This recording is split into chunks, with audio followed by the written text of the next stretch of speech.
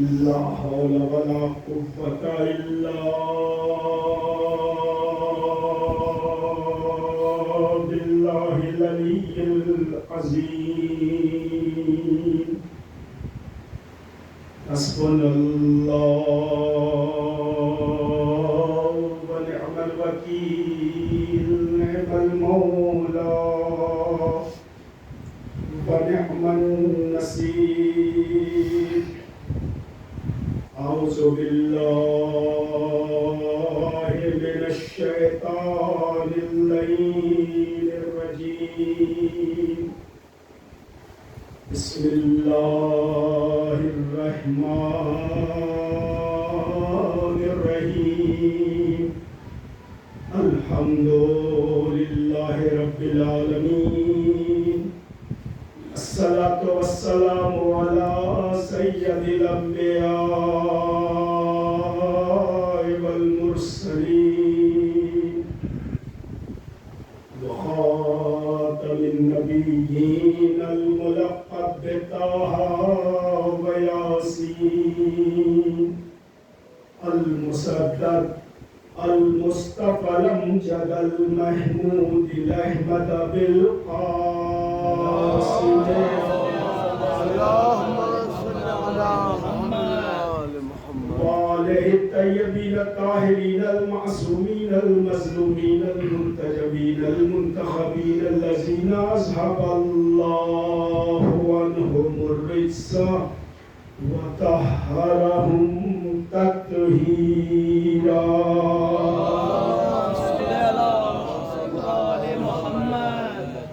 لعنة الله على أعدائهم وقتلتهم وغاصبي حقوقهم ومنكري فضائلهم أجمعين من ليلنا هذا إلى قيام يوم الدين. أما بعد فقد قال الله تبارك وتعالى وقوله الحق. بسم الله الرحمن الرحيم. وكل شيء أحصيناه في إمام مبين. صلوات عزیزان گرامی، ایک اعلان سماعت فرما لیں.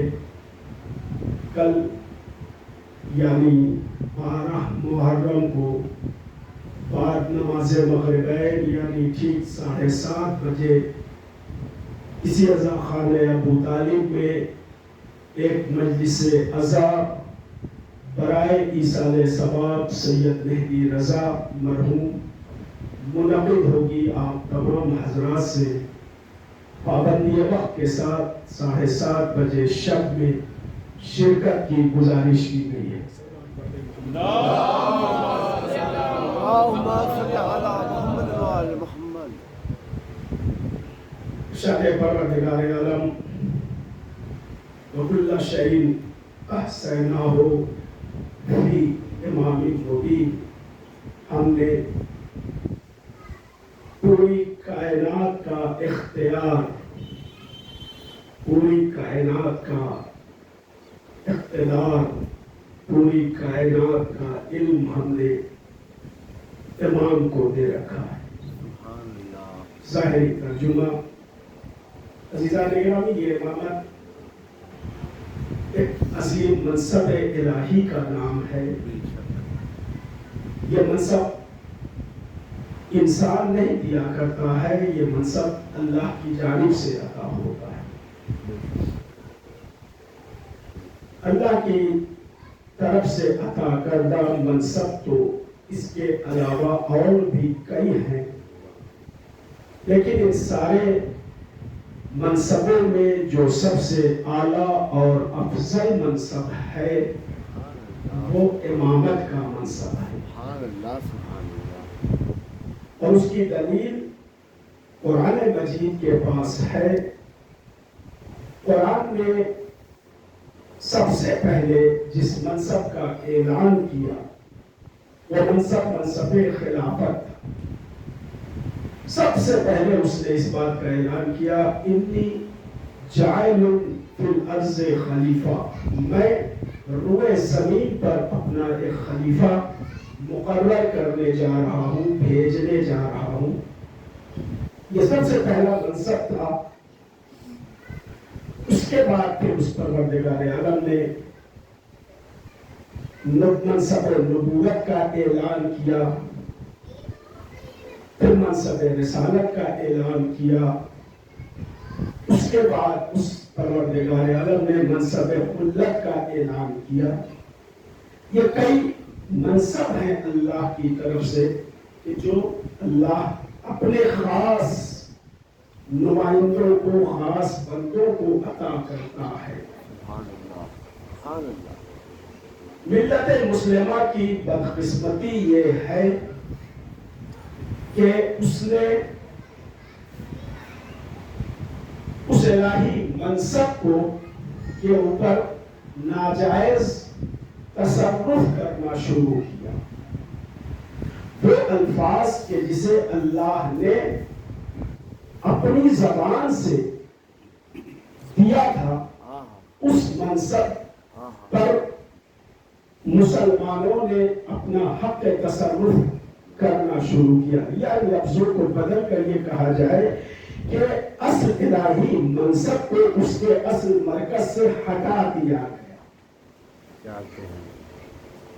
خلیفہ بنانا اللہ کا کام، نبی بنانا اللہ کا کام، رسول بنانا اللہ کا کام، ولی بنانا اللہ کا کام، امام بنانا اللہ کا کام۔ لیکن دنیا کے مسلمانوں نے اس لفظ کو اتنا مس یوز کیا کہ اس لفظ نے اپنے اصل معنی کو کھو دیا، اصل مرکز سے ہٹ گیا۔ اور جب اصل مرکز سے ہٹ گیا تو مشیت نے بھی کہا کہ ٹھیک ہے، تم ہمارے استعمال کردہ الفاظ کو اس کے اصل مرکز سے ہٹا کر دیکھو، پھر میں تمہارے خلیفہ کا حشر دکھلا دوں گا۔ یہ دقت ہے جی، تم نے ہمارے منصب کو خلیفہ، کوئی معمولی خلافت کا منصب کوئی معمولی منصب نہیں ہے۔ عزیزان گرامی، یہ اتنا اہم منصب تھا کہ جس کے لیے اللہ نے اتنا بڑا انتظام کیا۔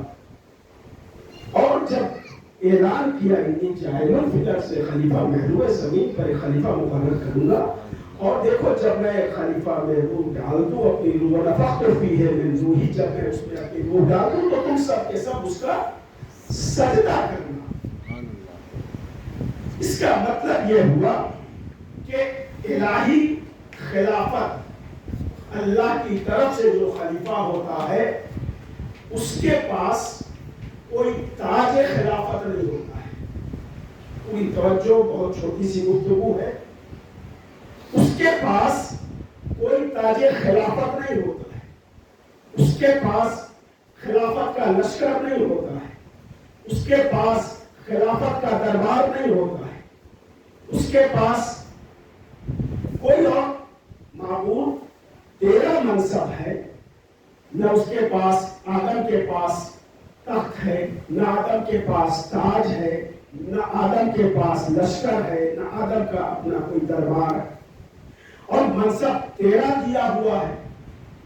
تو مجھے اتنا تو بتا دے کہ آخر تیرے الہی بندے جو ہیں جن کو تو نے منصب عطا کیا ہے ان کا اپنا کوئی پروٹوکول تو ہونا چاہیے نا. ہم کیسے پہچانیں گے کہ یہ تیرے نمائندے؟ لشکر ہوتا تو ہم پہچان لیتے. کہا نہیں، ہمارے ایک نمائندے کے پروٹوکول میں نہ لشکر ہے، نہ تاج ہے، نہ تخت ہے، نہ دربار ہے. تو پھر میں کیسے پہچانوں کہ تیرے بندے جنہیں تو نے منصب عطا کیا ہے؟ کہا تو نے دیکھا نہیں، ہمارے بندے جو ہوتے ہیں ان کا پروٹوکول یہ ہے کہ فرشتے ان کے در پر جھکتے ہوئے تم نے دیکھا نہیں. ہم نے آدم کو بنایا، منصب خلافت پر فائز کیا، ہم نے فرشتوں کو ان کے در پر جھکایا. یہی پروٹوکول ہے کہ جو ہمارا نمائندہ ہوگا اس کے پاس نہ تخت ہوگا، نہ تاج ہوگا، نہ دربار ہوگا، نہ چاہو کوئی اور لشکر ہوگا، بلکہ اس کا پروٹوکول یہ ہے کہ اس کے در پر فرشتے آتے ہوئے دکھائی دیں گے. اب مجھے نہیں معلوم، میں کسی سے کچھ نہیں پوچھنا چاہتا ہوں کہ بعد نبی خلیفہ کون ہے. میں صرف یہ دیکھنا چاہتا ہوں کہ بعد نبی کس کے در پر فرشتے جھکے. اس لیے کہ یہ معیار اللہ نے بنایا. مجھے نہیں معلوم کہ کس کا دربار سجا ہے، کس کا دربار اجڑا ہے، کس کے پاس تخت ہے، کس کے پاس کتنا لشکر ہے، کس نے کتنے ملک پر فتح کیا ہے. یہ کوئی معیار نہیں ہے. معیار صرف یہ ہے کہ جو الہی نمائندہ ہوگا فرشتے اس کے در پر نوکری کرتے ہوئے نظر آئیں گے.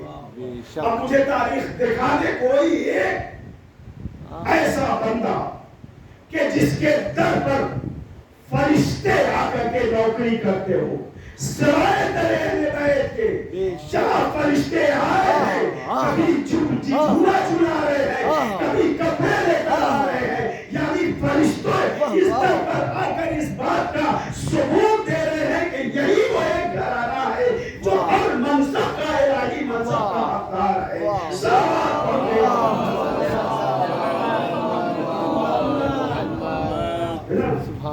معلوم تو نے آدم کو خلیفہ بنایا اور فرشتوں کو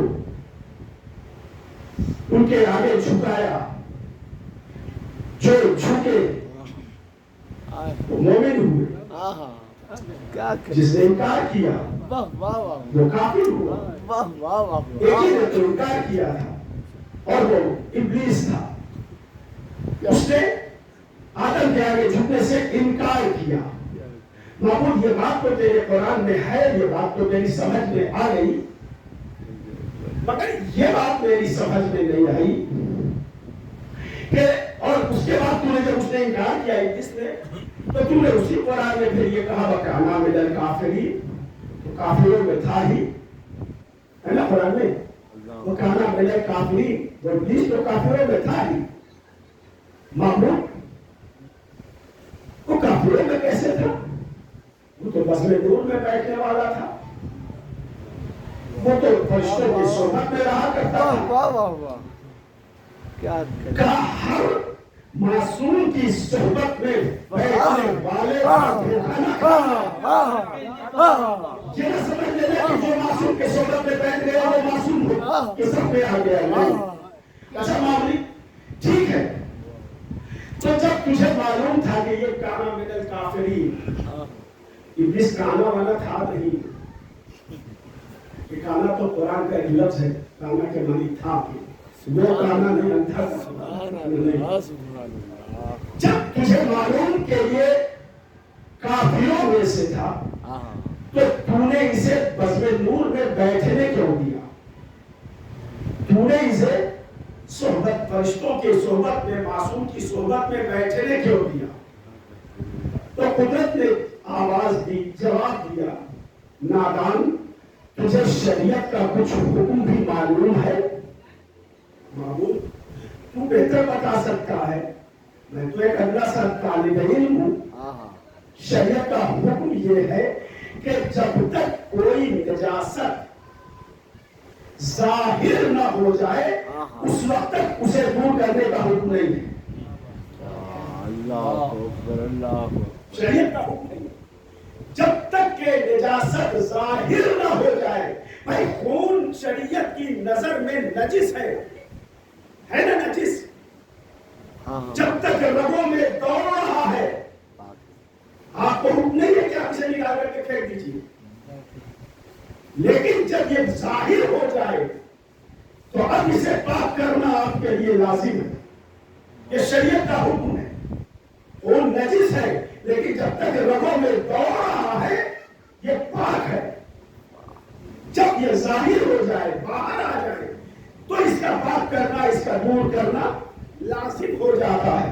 اس کا مطلب کہ شریعت کا قانون یہ ہے کہ نجاست جب تک چھپی رہے اس وقت تک وہ پاک ہے. جب ظاہر ہو جائے تو اس کا پاک کرنا لازم ہو جاتا ہے. ابلیس جب تک صحبت نور میں تھا فرشتوں کے بس میں تھا ابھی نجاست ظاہر نہیں ہوئی تھی. لیکن جب اس نے سجدہ کرنے سے انکار کیا اس کی نجاست ظاہر ہو گئی. وہ وقت کا فخرج منہا نکل جا میری بارگاہ سے، نکل جا میری بارگاہ سے. بھئی یہی اصول ہے عزیزان گرامی کہ پیغمبر کی بس میں بھی بیٹھنے والے جب تک نجاست ظاہر نہیں ہوئی تھی پیغمبر اپنے بس میں بیٹھائے ہوئے تھے. لیکن جیسے ہی غدیر کے میدان میں خلیفہ الہی کو پیش کیا انکار کرنے والوں نے انکار کیا. پیغمبر نے فرمایا پیغمبر نے یہی فرمایا کہ بلکہ پیغمبر نے فرمایا کہ نکل جا میری بارگاہ سے. اس کا مطلب کہ یہ اصول بنا ہے کہ جب تک نجاستیں ظاہر نہ ہو جائے اس وقت تک وہ پاک ہے. نکل جا میری بارگاہ سے. ادھر اللہ نے کہا نکل جا میری بارگاہ سے، ادھر پیغمبر نے کہا نکل جا میری بارگاہ سے. اب یہ الگ بات ہے کہ وہ بس پیغمبر میں بیٹھا رہا. لیکن یہ بھی کمال ہے کہ جسے پیغمبر اپنی بسوں سے نکال دے. ہم کوئی دیوانے ہیں پیغمبر اپنی بسوں سے نکال دے اور ہم اپنے دل میں اسے رکھے؟ یہ تو ہو نہیں سکتا ہے. جسے پیغمبر نے اپنی بسوں سے نکالا ہم نے اسے اپنے دل سے نکالا. اب نہیں، اس لیے کیا نجاست ظاہر ہو چکی ہے.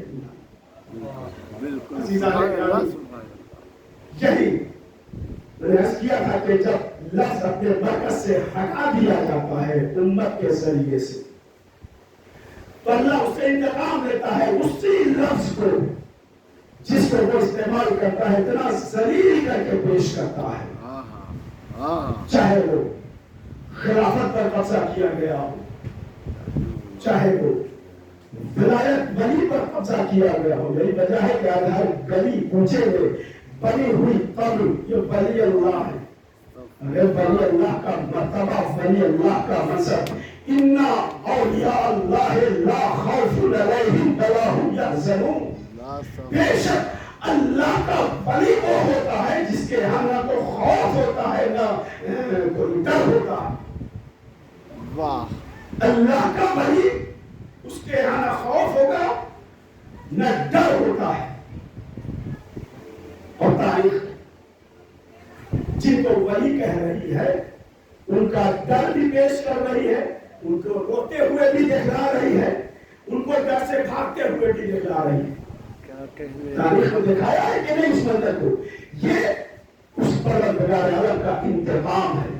خبردار اگر تم نے انہیں ولی نہ کہا ہوتا، انہیں خلیفہ نہ کہا ہوتا، انہیں امام نہ کہا ہوتا، بس یہ عزیزان گرامی ہمارا نمائندہ یاد رکھیں گے. بس جلدی جلدی آخری منزل پر ہمارا نمائندہ جو ہوتا ہے وہ کائنات کا مختار ہوا کرتا ہے. یہ سورج بھی چلتا ہے تو ان کے اشاروں کو دیکھ کر چلتا ہے. بے شک بے شک ہے نا؟ یہ ستارے بھی جو ٹمٹماتے ہیں وہ ان کے اشارے یہ چرند پرند جو چہچہاتے ہیں، یہ دریا میں جو طوفانی اور روانی دکھائی دیتی ہے، یہ صاحب اختیار ہوا کرتے ہیں، جب چاہے قالین پر بنے ہوئے شیر کو مجسم کر سکتے ہیں۔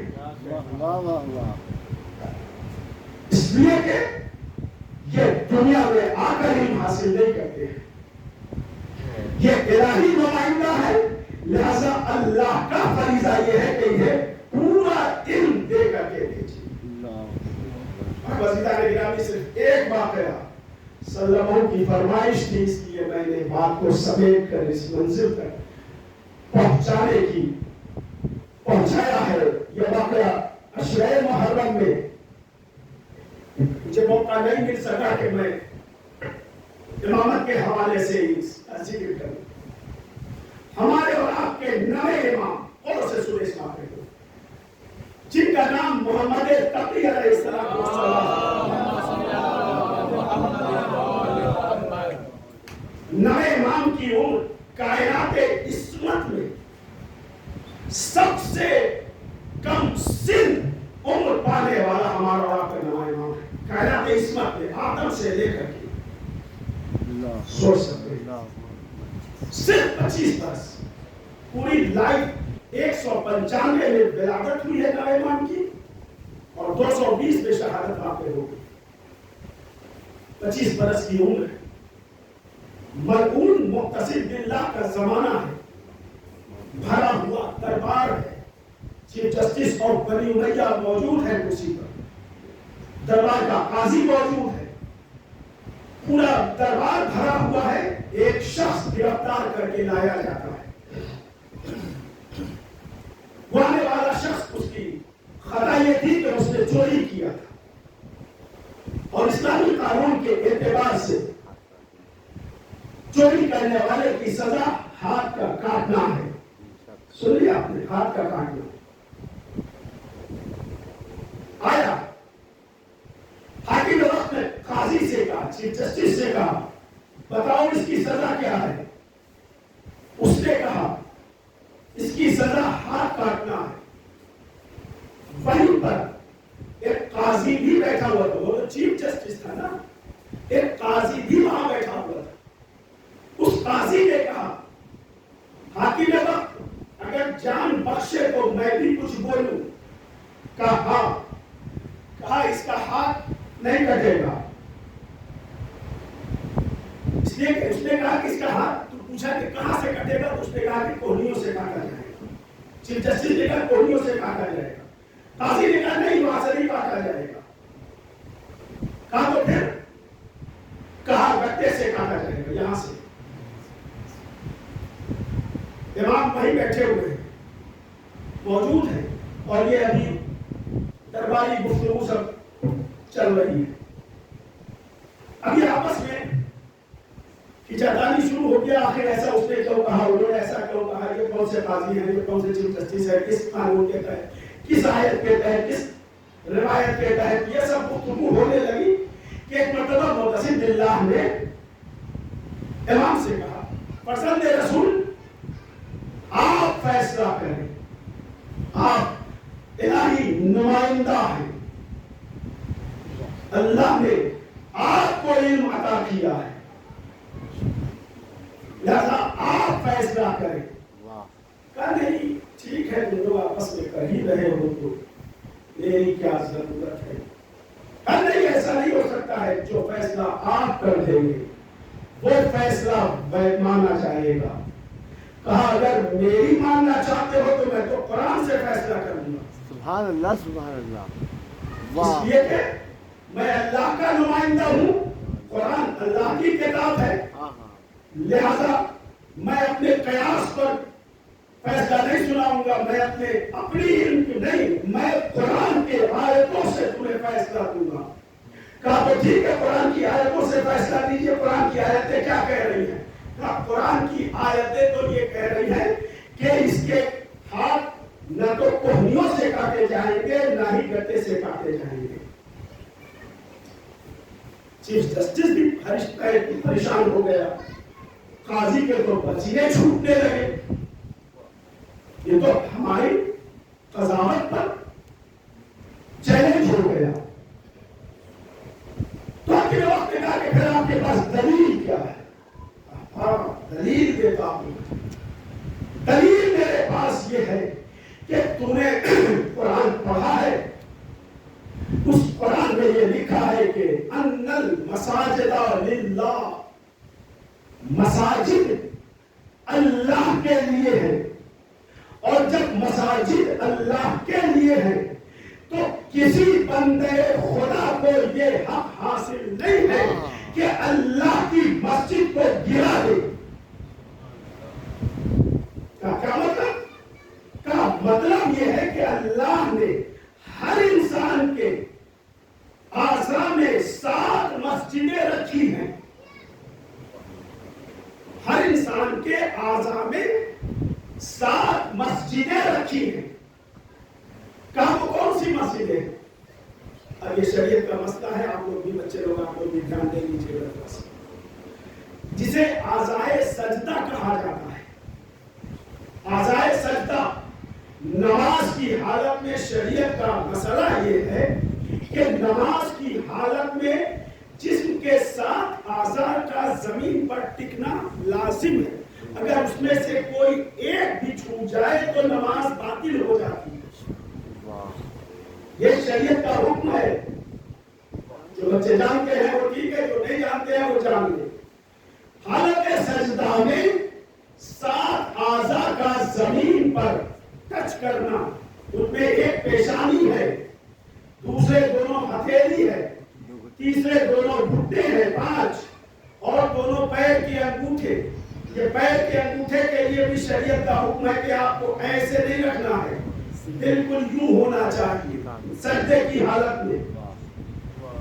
یہ 7 اعضاء ہیں اور اسی لیے انہی 7 اعضاء پر حنوط کیا جاتا ہے. مرنے کے بعد جو کافور لگایا جاتا ہے وہ انہی یہاں پر، دونوں ہتھیلی پر، دونوں گھٹنے پر، دونوں پیر کے انگوٹھے پر. یہ 7 مساجد ہیں انسان کے اعضاء کے اندر. اگر ان میں سے کسی ایک کو بھی آپ نے نقصان پہنچایا، اب آپ نے کہا، آپ کے چیف جسٹس نے کہا کہ کوہنی سے کاٹ دیا جائے. اب مجھے یہ بتاؤ کہ نماز کیسے پڑھے گا وہ؟ ایک نے قاضی نے کہا کہ گٹے سے کاٹ دیا جائے، جب بھی وہ ہتھیلی نہیں رہے گی تو نماز کیسے پڑھے گا؟ کیا حق ہے آپ کو کہ اللہ کی مسجد کو گرا دیا جائے، توڑ دیا جائے؟ لہذا قرآن کی روشنی میں اللہ کا حکم امامت کی زبانی یہ ہے کہ صرف انگلیاں کاٹی جائے، یہ ہتھیلی کاٹی رہے اور اس کی نماز ہوتی رہے. یہ حکم ہے، یہ امام کا علم ہے جسے اللہ اپنا نمائندہ بنا کر بھیجتا ہے.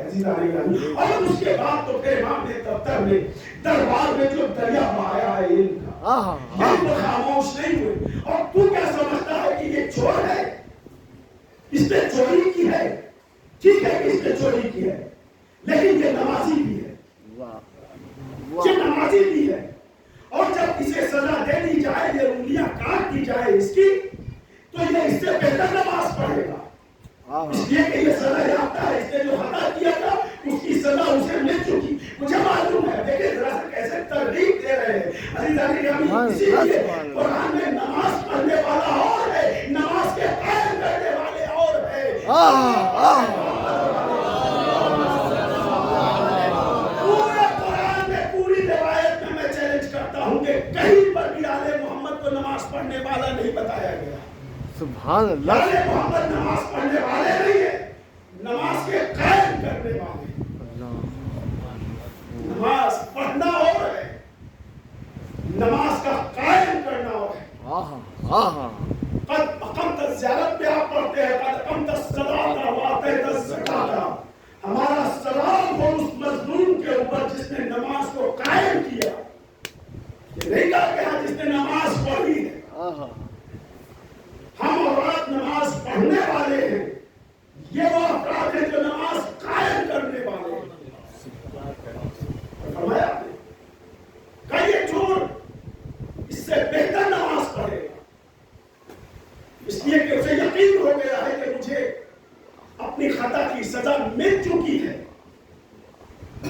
دوسری بات یہ ہے، دیکھیں ذرا سا، صرف اللہ کی بات نہیں، بندوں کی. دیکھیں کہ مولا فرماتے ہیں کہ اور جب اس کی انگلیاں کاٹی جائیں گی تو وہ جہاں اللہ کی عبادت کرے گا، بہتر طریقے سے عبادت کرے گا، وہیں ان ہاتھوں سے وہ اپنے گھر کے لیے، اپنے بال بچوں کے لیے رزق بھی کما سکتا ہے. لیکن اگر تم اس کا ہاتھ یہاں سے کاٹ دو گے، پھر ان کے بال بچوں کا کیا ہوگا؟ کون اسے رزق دے گا؟ دیکھیں یہ امام وقت ہوا کرتا ہے. یہ کائنات پر صاحب اختیار ہوتا ہے کہ جس کی نظر صرف اللہ پر نہیں بلکہ اللہ کی مخلوق پر بھی ہوا کرتی ہے. ذمہ داری ہے امامت کی کہ وہ جہاں اللہ کی بندگی کو دنیا والوں تک پہنچائے، وہی اللہ کے مخلوق کے حق کو بھی ادا کرتے ہوتے ہیں. اقیموا الصلاۃ وآتوا الزکاۃ، یہ نماز قائم کرتے ہیں اور زکات دیتے ہیں. جہاں جہاں پر نماز کے قیام کا کی آیت آئی ہے وہیں پر فوراً بلا فاصلہ وآتوا الزکاۃ، نماز قائم کرو زکات دو، نماز قائم کرو زکات دو. ہے تاریخ میں بتائیے کون ہے؟ کوئی ایک نام مجھے بتائے کہ جس نے اللہ کی اس آیت پر، اور بلکہ میں تو یہ کہتا ہوں کہ آیت بعد میں نازل ہوئی ہے، جس نے ایک ہی وقت پہلے نماز قائم کیا ہے، زکات دیا ہے، تب آیت نازل ہوئی ہے.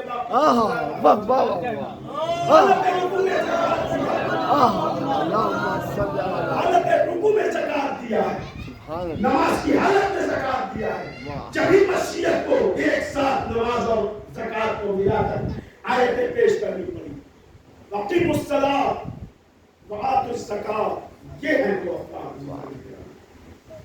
صرف 25 برس کی عمر. سوچے ذرا سا 25 برس کی عمر ہی کیا ہوتی ہے، اور اس 25 برس کی عمر میں وہ علمی مسائل. وقت نہیں ہے کہ میں اس سارے مسئلے کو پھر کسی دن انشاءاللہ اسی موضوع پر گفتگو کروں گا. کیا کیا مسئلے امام نے حل کیے ہیں علم کے، کیسے سمندر بہائے ہیں امام نے. 25 برس کی عمر ہے اور اس 25 برس میں امام سے جب امتحان لیا گیا اور علمی امتحان لیا گیا تو ایک نشست میں 30,000 سوال امام سے پوچھے گئے تھے.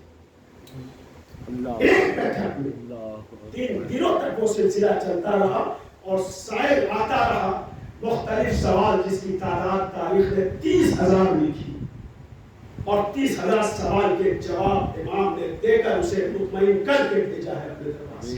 سبحان اللہ سبحان اللہ.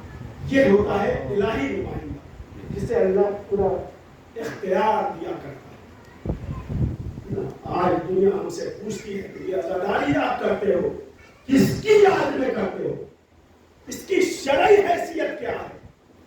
ہم سے شریعت کے بارے میں پوچھتے ہو، شرعی حیثیت کیا ہے؟ اور میں تمہیں شرعی حیثیت بتاتا ہوں کہ عزاداری کی شرعی حیثیت کیا ہے. میں شرع کہتے کسے؟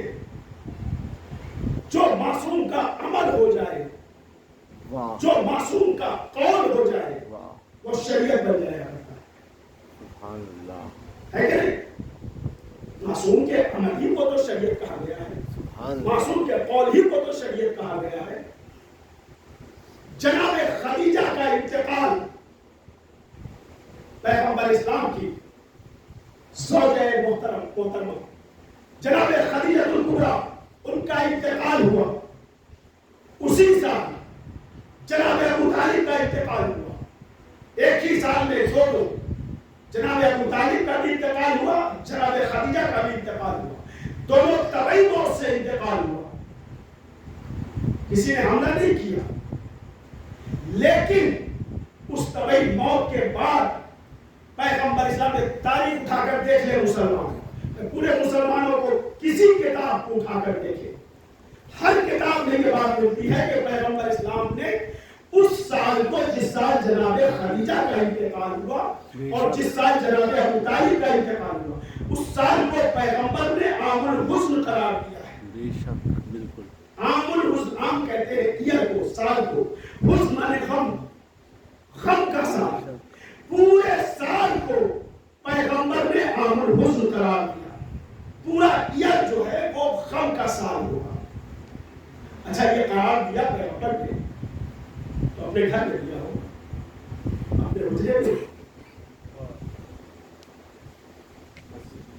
جی مسجد میں، تو مسجد میں پیغمبر اکیلے رہتے تھے، اکیلے تھے.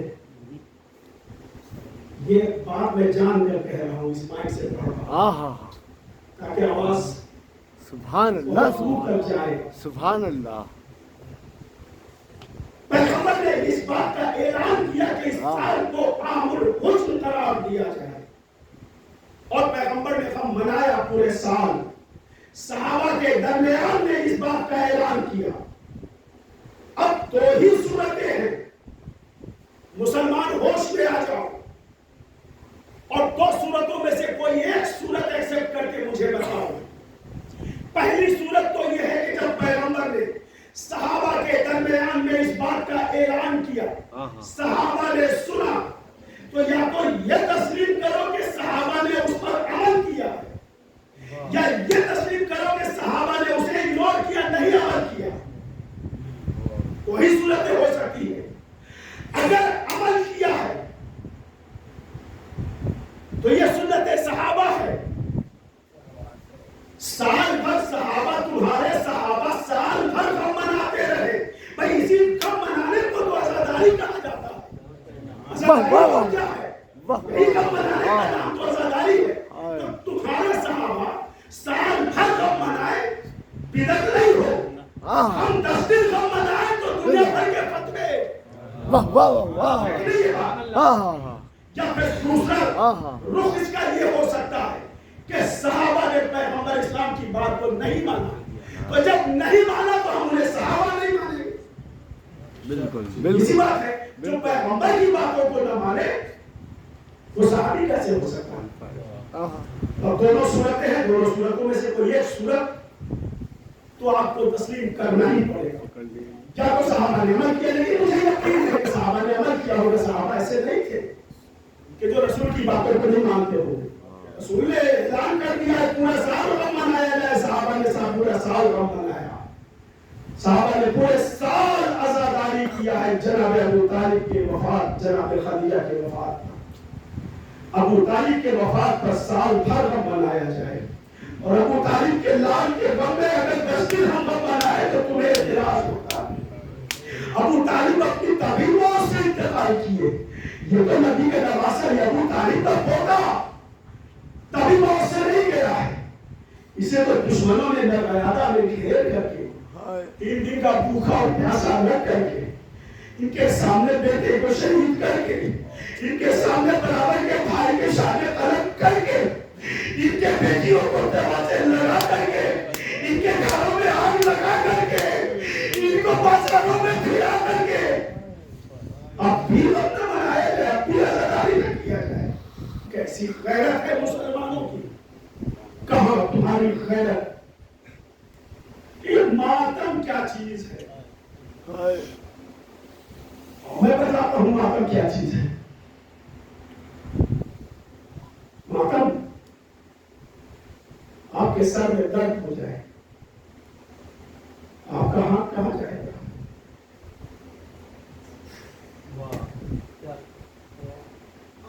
آپ کے کمر میں درد ہو جائے، آپ کا ہاتھ کمر پر جائے. اور اگر کسی کے دل میں درد ہو جائے، آپ کا ہاتھ سینے پر آئے گا.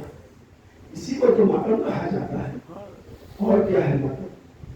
دل میں درد ہوا ہے. ابو طالب کا بیٹا شہید ہوا ہے، نبی کا نواسہ شہید ہوا ہے، زہرا کا لال کربلا میں شہید ہوا ہے، اور ایسے نہیں شہید ہوا ہے. اور ابو حسین خود کہتے ہیں انا قتیل الابرار، میں وہ شہید ہوں کہ جسے رولا رولا کرتے ہیں.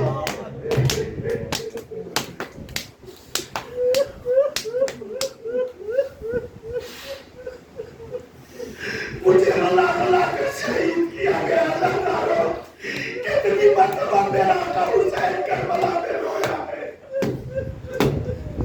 ہم جتنا روئے وہ کم ہے. میرا آقا حسین رویا ہے. کب رویا ہے؟ جب علی اصغر کو ہاتھوں پر لے کر. کب رویا؟ جب علی اکبر کے سینے سے بچی. کب رویا؟ ارے جب قاسم کے لاش کے ٹکڑوں کو جمع کر رہے تھے. مجھے رولا رولا شہید کیا گیا. جزاکم ربکم خیر الجزا. جو گیا بطول کا گھر تاراج ہو گیا نبی کا چمن. اب نہ اکبر ہے نہ قاسم ہے نہ محمد ہے نہ حبیب ہے. اب تو زینب ہے, اب تو کلثوم ہے, اب تو رباب ہے, اب تو 4 برس کی سکینہ ہے. بے کسی ہے, یتیمی ہے, بیوگی ہے, جلتی ہوئی قناتیں ہیں, گرم رہتی ہے, اور کربلا کا سونا جنگل ہے. ازادانہ کے مسئول میں کربلا کڑا اپنے شام غریبہ منا لیا. اس شام غریبہ کی یاد کو تازہ کیا جس شام غریبہ میں زینب کے خیمے جل گئے, سر سے چادر اتر گئی, بیوی سکینہ کو تماچے لگائے گئے, سید سجاد کے ہاتھوں میں ہتھکڑیاں اور پاؤں میں بیڑیاں ڈالی گئی. مولا حسین رخصت آخر کے لیے جب آئے تھے تو جناب زینب سے کہا تھا, بہن سکینہ, بہن زینب, یہ سکینہ تمہارے حوالے بطور امانت جناب سکینہ کو جناب زینب کے حوالے کیا تھا میرے آقا نے. بس یہی وجہ تھی کہ جناب سکینہ کو جناب زینب سینے سے لگائے رکھتی تھی. 11 محرم کو جب یہ لٹا ہوا قافلہ کربلا سے جانے لگا ہے کوفے کے لیے, خدا ان ظالموں پر صبح قیامت تک لعنت کرتا رہے. ظلم کی انتہا یہ کیا کہ ان سیدانیوں کو اس راستے سے, اور بھی راستے تھے مگر اس راستے سے لے جایا جا رہا ہے جہاں علی اکبر کا لاشا پڑا ہے, جہاں قاسم کا لاشا پڑا ہے, جہاں محمد کے لاشے پڑے ہیں, جہاں حبیب کا لاشا, ان سیدانیوں کو اس راستے سے لے جایا جا رہا ہے. آئے میں نے جب ایک مرتبہ علی اکبر کا لاشا دیکھا ہوگا, نے قاسم کا لاشا دیکھا ہوگا, آئے رباب نے ایک مرتبہ علی اصغر کی میت دیکھی ہوگی. سکینہ کا کیا عالم ہوا ہوگا, سید سجاد کا کیا عالم ہوا ہوگا. یہی تو وجہ ہے کہ جب سید سجاد اپنے بابا کے لاشے کے قریب سے گزارے جانے لگے, تھوڑی دیر کے لیے اپنے ناطے کو روکا. روکنے کے بعد جناب زینب کا ناقہ بھی وہیں پر آ کر رکا, لیکن زینب نے اپنے ماجرائے کے لاشے کو نہیں دیکھا. اس میں بھی ایک فلسفہ ہے, حکمت, کہ زینب نے اس وقت اپنے ماجرائے کے لاشے کو نہیں دیکھا, بلکہ زینب کی نگاہ انجرے امامت پر تھی. بیٹا سید سجاد, کہ میں کیا دیکھ رہی ہوں, تمہارا چہرہ متغیر ہو رہا ہے. کیا وہ بھی یہ کون کہتی کہ سید سجاد زندہ کے ہوئے جس کے بابا کا لاشا بے گورو پڑا ہو. اور قرآن میں موجود ہو, مگر کیا کرے, ہاتھوں میں ہتھکڑیاں, پاؤں میں بیڑیاں لگی ہے. بی اماں یہ کہہ کر قافلہ روانہ ہوا, عزادار ایک منزل وہ آئی جہاں 4 برس کی سکینہ اپنے قافلے سے بچھڑ گئی. اونٹ کی ننگی پشت پر سکینہ کو سوار کیا گیا, سکینہ قافلے سے بچھڑ گئی. کسی نے آ کر کہا, بی بی ارے آپ کی وہ حسین کی وہ امانت جو قافلے سے گزر چکی ہے, اب زینب قافلے لگی, بھیا کو کیا جواب دوں گی. ارے دونوں بہنیں قافلے سے نکلی, سکینہ کو تلاش کرتے ہوئے, تلاش کرتے کرتے کرتے کرتے کیا دیکھا, دیکھا ایک مقام پر ایک سیاہ پوش معظمہ بیٹھی, سکینہ کو اپنی آغوش پہ لیے. زینب نے دیکھا, طرف گئی, قریب گئی, بی بی آپ کو اس غریب کا سلام ہو, اے شہزادہ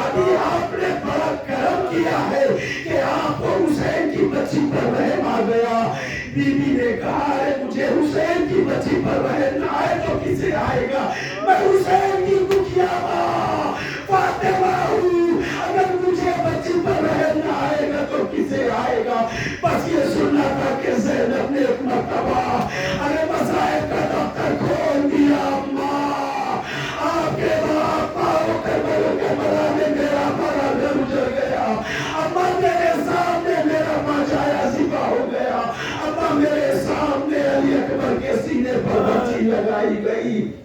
ایک ایک مسائل کو بیان کرنے کے بعد سردار ثانی کہتا ہے کہ جناب زینب نے اس معصمہ سے کہا بی بی اماں مجھے معلوم ہے کہ آپ نے ہر مسائل کو دیکھا ہوگا.